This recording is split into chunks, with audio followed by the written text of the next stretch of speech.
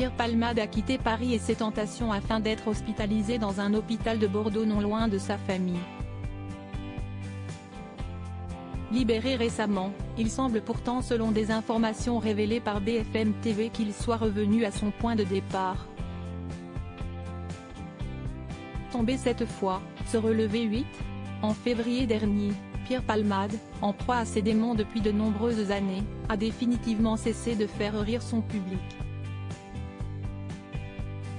Alors qu'il quittait son domicile de Célie-en-Bière, après plusieurs jours de fête sous l'influence de stupéfiants, l'humoriste a percuté de plein fouet un véhicule, dans lequel se trouvait un homme âgé de 38 ans, son petit garçon de 6 ans, et la belle-sœur du conducteur, âgée de 27 ans. Enceinte, la jeune femme a perdu son enfant. D'abord assigné à résidence au sein du service d'addictologie de l'hôpital Paul Brousse de Villejuif, le comédien a ensuite été placé en soins intensifs au sein de l'hôpital du Kremlin-Bicêtre, après avoir été victime d'un AVC le 25 février 2023. Revenu à Villejuif, il a ensuite été transféré début mai, vers le centre hospitalier universitaire, CHU, Pellegrin de Bordeaux, dans sa région natale, dans lequel il a été pris en charge par un service de soins de suite et de réadaptation. Se reconstruire et se rapprocher des siens en attendant des nouvelles de la justice, tel semblait être le projet. Ces récentes sorties ont-elles un lien avec la décision qui a été prise ? Mais tout a basculé le 25 juin dernier. La blogueuse Chayara Télévision a révélé que l'humoriste avait passé sa nuit du samedi 24 au dimanche 25 juin dans une boîte de nuit bordelaise, l'Ultra Club.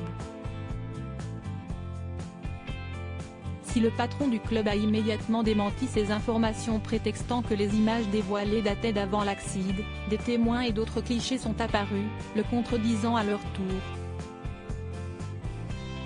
Un témoin a notamment assuré que Pierre Palmade avait été placé directement dans le carré VIP à son arrivée, et qu'il était protégé par 3 gardes du corps.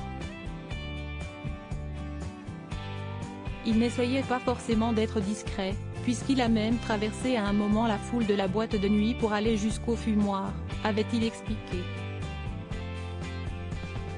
Dans la foulée du scandale, BFM Télévision a révélé le 26 juin que le contrôle judiciaire de l'humoriste avait été allégé, l'autorisant avec l'aval de ses médecins à quitter l'hôpital. Le 28 juin, une nouvelle polémique éclatait après la découverte d'une nouvelle vidéo sur laquelle l'humoriste désorienté semblait errer dans les rues de Bordeaux. Afin de se protéger des conséquences potentiellement ravageuses de ces images sur l'enquête, Pierre Palmade se serait volontairement soumis à des tests sanguins au service addictologie du CHU de Bordeaux afin de prouver qu'il n'avait pas de drogue dans le sang. Des analyses qui seraient effectivement revenues négatives. Pourtant un changement majeur vient d'intervenir.